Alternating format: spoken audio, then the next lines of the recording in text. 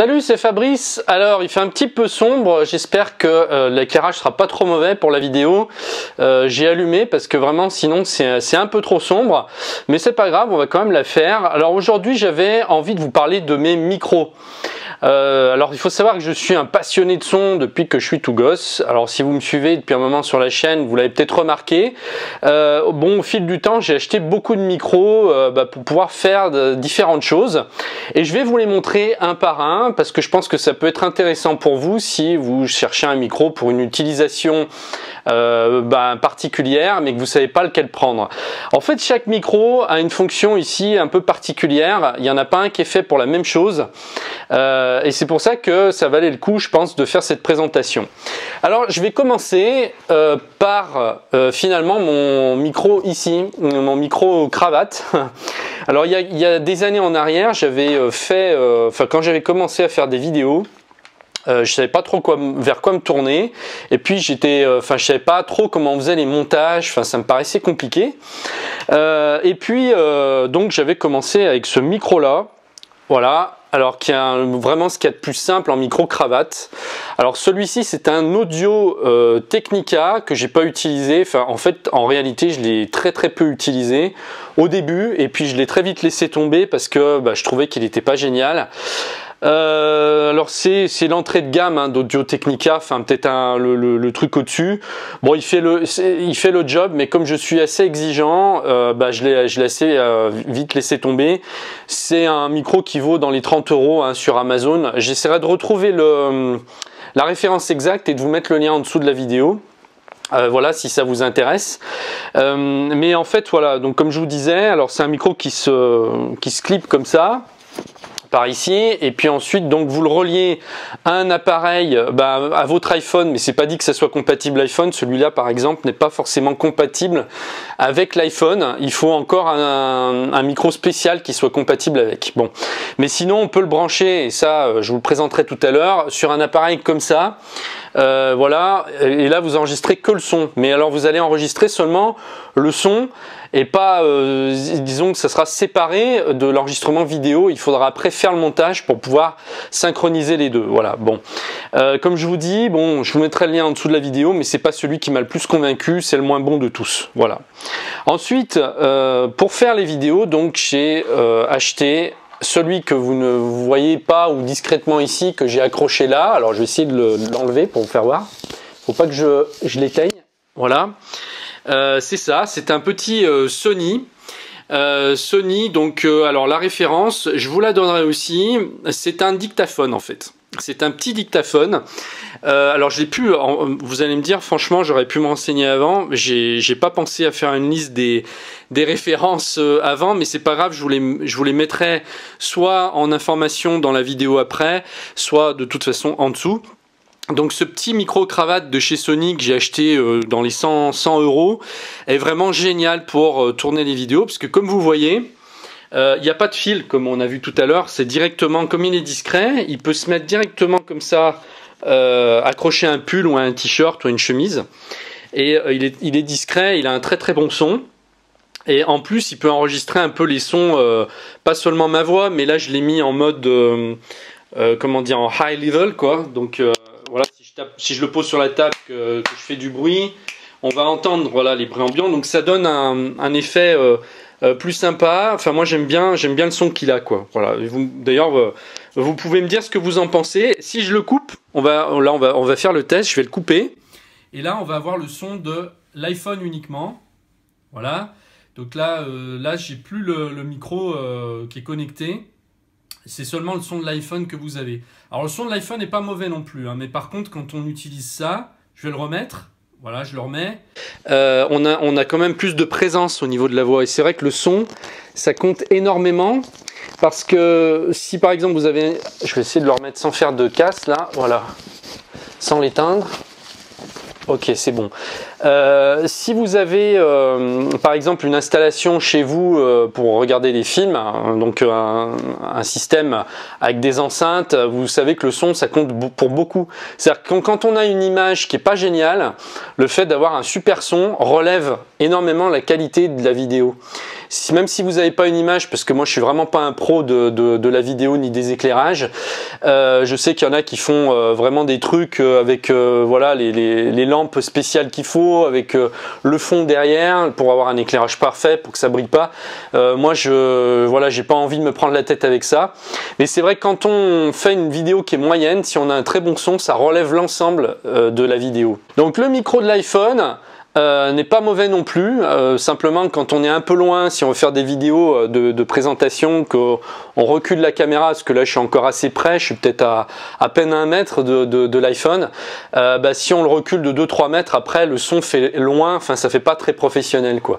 D'ailleurs on voit hein, ceux qui ont pas de micro-cravate, on le sent quand il y a une vidéo qui est faite sans ce type de micro. Alors ensuite on va passer, alors je vais aller dans l'ordre du moins bon au meilleur. Celui-ci qui est un micro, alors c'est le Blue Snowball pour ceux qui voudraient savoir de quel modèle il s'agit. Alors ça c'est fait pour faire des podcasts, hein. Ça se branche en USB directement sur un ordinateur. Donc PC ou Mac. Alors moi j'avais eu des problèmes pour le brancher sur mon ancien PC qui était sous Windows 7, il marchait pas, et même d'ailleurs sous Windows 10, puisque il me semble bien que je l'ai testé sous Windows 10, il marchait pas non plus. Je sais qu'il a des problèmes de compatibilité. Alors il y en a qui m'ont fait la remarque, parce que j'avais déjà présenté ce micro et à un moment donné, qui m'ont dit que ça marchait bien sous Windows. Donc voilà, si vous le voulez, vous savez qu'il y a possibilité quand même de le faire marcher sous Windows. Alors au niveau du son, il est pas mal, il donne un bon rendu. On n'a pas un son comment dire, peut-être professionnel, mais on s'en rapproche. Voilà, et parce que j'ai un autre micro que je vous montrerai après, je vais vous le montrer tout de suite d'ailleurs. Par rapport, la qualité bien au-dessus. Mais celui-ci coûte dans les, je l'avais acheté dans les 90 €. Je pense que maintenant il a dû baisser, hein, parce que ça c'était il y a des années en arrière. C'est un micro qui a au moins 5 ans. Donc il doit coûter entre 50 et 100 € sur Amazon. Hein, je vous mettrai le lien en dessous. Je peux pas faire de test, mais ce que je pourrais faire, c'est vous mettre un lien de vidéo avec laquelle au début j'avais fait mes premiers tutoriels. Je les avais fait avec ça. Et vous verrez si la qualité vous convient. Donc je mets un tutoriel que j'avais enregistré au début où j'avais ouvert la chaîne, et comme ça vous verrez si la qualité vous suffit. Alors donc l'autre micro USB que j'ai acheté après, parce que comme je suis exigeant, celui-ci je le trouvais un peu juste, et l'autre en plus c'était pour cette raison-là, mais aussi pour une autre, c'est que j'arrivais pas à le faire marcher sur mon PC. Donc j'en ai pris un qui m'a posé aucun problème ni côté PC ni côté Mac, c'est ce Rode. Ce fameux micro Rode qui est quand même assez connu dans le monde du podcasting.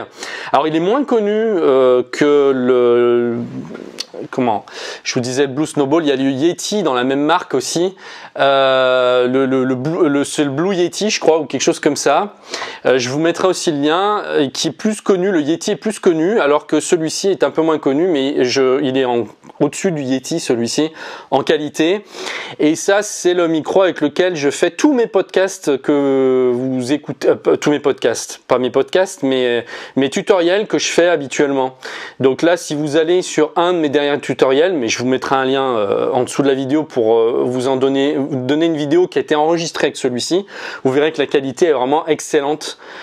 C'est vraiment un micro professionnel. Qui est d'une précision, d'une netteté assez impressionnante. Et moi, comme j'aime bien travailler, voilà, j'aime pas faire les choses à moitié. Voilà, c'est ce qu'il faut quoi pour faire vraiment du bon boulot. Alors ensuite, on va taper un petit peu dans les dictaphones.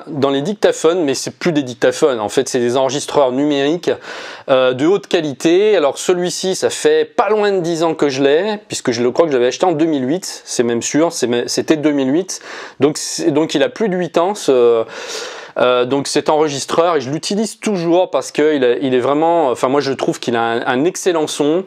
Et au niveau de, enfin il est très bien fait, il est très solide, il est tout en métal, il n'est pas très gros, il tient bien dans la main, il a plein de possibilités et il est relativement simple quand même d'utilisation.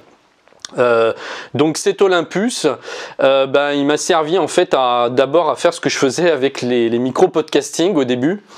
Ce qu'il y a, c'est que la différence, c'est que les micro-podcasts se branchent en USB directement. Donc vous pouvez tourner la vidéo en même temps que vous enregistrez le son et à la fin il n'y a pas besoin de synchroniser les deux puisque c'est enregistré, ça fait un fichier dans lequel le son et la vidéo sont enregistrés en même temps, donc pas de synchronisation à faire. Par contre là ça se branche pas directement en USB pour parler comme ça se branche en USB mais uniquement pour télécharger les fichiers ensuite. Je ne sais pas si vous saisissez, vous faites la différence entre les deux. On enregistre d'abord et ensuite c'est uniquement pour transférer les fichiers qu'on utilise la prise USB, mais c'est pas pour enregistrer en direct. Voilà. Donc ça c'est extrêmement puissant pour enregistrer tous les sons d'ambiance. Si vous voulez faire des sons de bruitage, ou enregistrer le bruit d'une cascade, le bruit dans la rue, ou que vous voulez faire des interviews aussi avec des gens. Ça c'est un outil qui peut très bien être destiné aux journalistes. Là on va pouvoir le poser sur la table ou se rapprocher un peu comme ça. Enfin en fait on a deux modes. On peut soit le mettre en mode low, donc là on va parler beaucoup plus en mode dictaphone, on va être comme ça par rapport au micro. Soit on va carrément le poser sur une table et on va le mettre en high. Et là il va prendre tous les sons de la pièce, vraiment ça va être... on va vraiment entendre tous les bruits qui se passent, hein. Vous claquez une porte à 10 mètres, on va l'entendre, voilà. Alors pour la référence, ça c'est le LS10, mais il n'existe plus, hein, il a été retiré. Il y a ensuite le LS11 qui a pris la suite, qui est exactement le même que celui-ci, mais avec plus de mémoire. Mais je crois que le LS11 est plus ou moins en fin de vie aussi. Donc il faudra aller chez Olympus et regarder, puisque c'est un Olympus, je crois que je vous l'ai dit. Il faudra taper sur la référence LS12 ou LS14 qui est à peu près l'équivalent de celui-ci en qualité. Donc on peut enregistrer en qualité CD, mais on peut être même au-dessus de la qualité CD, puisqu'on peut enregistrer en 24 bits, hein, donc voilà, plutôt que le CD qui lui enregistre en 16 bits. Donc on a un son qui peut être supérieur au CD avec déjà ce style de magnétophone. Maintenant il y en a de plus en plus. À la concurrence vous avez Tascam qui fait aussi des très bons très bons enregistreurs numériques. Et puis on va passer au dernier, donc dans ce style là. Alors ça c'est vraiment, je vais vous montrer le micro le meilleur de tout ce que j'ai ici. Et pour vous dire que moi je suis un peu fou par moment, mais bon voilà, déjà il vaut cher. Mais justement je l'ai mis dans une housse pour pas l'abîmer parce que c'est vraiment un truc. Là-dedans j'ai mis tous les ustensiles pour ce micro là. Il y a tous les ustensiles qui vont avec. Alors je vais vous le montrer. C'est un Sony. Et c'est vrai que bon, c'est vraiment. Là on arrive au top. On arrive vraiment au top, mais le prix aussi est top. D'ailleurs le précédent, je crois que j'ai oublié de vous dire qu'au niveau du prix, il était à, le LS12 et le LS14 tournent maintenant autour des 150 €, hein, 150 à 200 € pour ce type d'enregistreur numérique qui donne déjà d'excellents résultats. Là on est à la gamme encore bien au-dessus. Alors plus on monte en grade, plus on investit en fait dans du matériel performant, moins on a d'écart moins on a d'écart de qualité, c'est-à-dire que entre ce que je vous ai montré au début, ce micro là, qui est vraiment le plus mauvais de tout ce que j'ai, et ça, qui est là on est déjà dans l'excellent, enfin dans le très bon on va dire, il y a environ à peine 150 € d'écart de prix, mais la différence est énorme. Et après pour avoir une qualité supérieure à ce type de magnétophone, il va vraiment falloir vraiment payer beaucoup plus cher pour avoir une qualité au-dessus, quoi. Donc le voilà, c'est le Sony PCM D100. qui a une qualité incroyable. Enfin, je vais même faire un petit test pour vous montrer parce que franchement, la qualité est franchement assez incroyable. Alors, comme je vous disais, c'est pas le même prix. Là, ça à l'origine, ça vaut plus de 1000 euros. Moi, je l'ai eu, on le trouve sur les, donc soit sur les sites spécialisés de son, soit sur Amazon peut-être. Faudra regarder, je vous mettrai le lien aussi, mais je l'ai acheté dans les 600 euros. Voilà, pour vous dire que c'est enfin, c'est vraiment fait pour les pros. Avec ça, on a un son extraordinaire. C'est-à-dire que si vous posez sur une table à un endroit, alors là, il y a ce qu'il faut. Hein. J'ai acheté un trépied pour ça. On le visse. Voilà, ça marche aussi pour l'Olympus, hein, ce genre de trépied. Voilà, pour pas qu'il y ait de problème de vibration ou quoi que ce soit, vous le posez. Puis si vous voulez parler, par exemple directement pendant que vous faites une vidéo, bah, vous le mettez comme ça, ou même enregistrer juste de l'audio. Vous le posez sur la table, tac, et vous parlez comme ça. Vous pouvez le prendre aussi comme ça, pourquoi pas. Alors moi, je l'ai acheté parce que je suis vraiment passionné de son, mais il faut quand même en avoir l'utilité. C'est-à-dire que là, on est vraiment sur du matériel professionnel. C'est-à-dire que si vous comptez enregistrer des bruitages à l'extérieur ou des sons, enfin faire une banque de sons, vous allez pouvoir tout enregistrer avec ça. Alors, je vais faire une démonstration. Donc on a les micros qui peuvent s'orienter comme ça, donc sur plusieurs positions. Il suffit de les pousser. Voilà, là on les met par exemple si on veut enregistrer. Alors moi après je suis pas calé au point, je suis pas non plus un ingénieur du son, hein, mais je sais que selon la disposition des micros, si on enregistre par exemple, si vous êtes un groupe de musique, vous voulez enregistrer votre musique et faire des maquettes, là c'est le top, hein, pour ça. Vous n'aurez pas mieux donc pour enregistrer des maquettes. Bah, vous positionnez les micros plutôt comme ça. Maintenant, si vous voulez parler comme voilà, comme ça en mode podcast, vous allez plutôt rassembler les micros au milieu. Et là, vous allez parler directement comme ça. Alors, je vais faire un test. Alors, allons-y. Là, il est sur pause. Hop. On va basculer dessus. Alors, je ne sais pas si vous m'entendez. Là, ça doit marcher. Alors, allô, allô. Voilà. Donc là, je fais un test. Vous voyez la différence de son qu'il y a par rapport à mon micro-cravate. Ça n'a rien à voir. Donc bien entendu, je ne vais pas enregistrer toutes mes vidéos avec ça parce que ça voudrait dire qu'il faudrait qu'il soit tout le temps sur moi ou avec moi, c'est beaucoup trop encombrant, puis ça ne sert pas forcément pour enregistrer voilà, des vidéos au quotidien, c'est pas utile. Mais vous voyez la qualité. Maintenant je vais passer, alors là je suis en mode plutôt enregistrement voix, mais si je veux enregistrer donc le mettre en micro d'ambiance, eh bien je vais avoir un réglage à faire. Voilà, normalement là ça a dû changer, donc je pense que vous m'entendez. Voilà, je vais le poser par exemple sur la table ici. Je le pose. Et maintenant je vais faire un test, je vais aller claquer une porte pour vous faire voir un petit peu ce que ça donne. Donc là, voilà, je vais fermer une porte. Voilà, je pense que si vous mettez un casque, donc là je suis à peu près... Vous ne me voyez plus, mais je suis à peu près à 2 mètres de la caméra. Vous entendez même si je vous parle à 3 mètres, comme si j'étais un petit peu dans la pièce avec vous. On a un rendu spatial qui est assez extraordinaire. Dès que voilà, on met un casque et qu'on entend l'enregistrement qu'on a fait, on a vraiment l'impression qu'on est dans une réalité virtuelle, quoi. Faites le test, prenez un casque pour écouter la vidéo, même si elle est compressée, hein, forcément, voilà, il y a une compression, mais ce qui compte, c'est qu'à la base, ça soit enregistré sans compression. Et là, quand j'enregistre, là, je suis en qualité CD. Alors, je peux aller bien au-dessus de ça, hein, puisqu'il a une qualité qui est largement encore supérieure au CD. Mais bon, moi, ça me suffit d'enregistrer en qualité CD, hein, on n'a déjà pas de compression. Donc, ce qui compte, si vous voulez, c'est que le son de la source soit absolument parfait sans compression. Et après, quand vous faites une vidéo, forcément elle va être compressée, mais du moment que le son source est excellent, on va pas beaucoup l'entendre. On va avoir quelques pertes de fréquence, mais ça va quasiment pas s'entendre.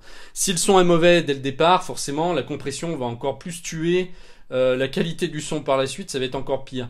Mais si on a une excellente qualité à la base, ça pose pas de problème. Donc voilà. Alors je le coupe. Je pense que là, on l'a assez testé. Alors donc je suis passé vite en revue par rapport à chaque micro. Je peux pas prendre le temps de vous montrer toutes les possibilités qu'il y a. Le dernier Sony, il y a un nombre effarant de possibilités. Mais à la limite, si ça vous intéresse, vous me le dites et je pourrais peut-être faire complètement une démonstration complète pour chaque micro si vous le souhaitez. Vous avez qu'à simplement me le mettre dans les commentaires si vous voulez vraiment que je fasse une vidéo pour chaque type de micro.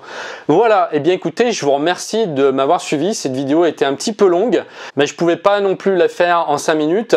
En tout cas, merci de m'avoir suivi et je vous dis à très bientôt. Au revoir.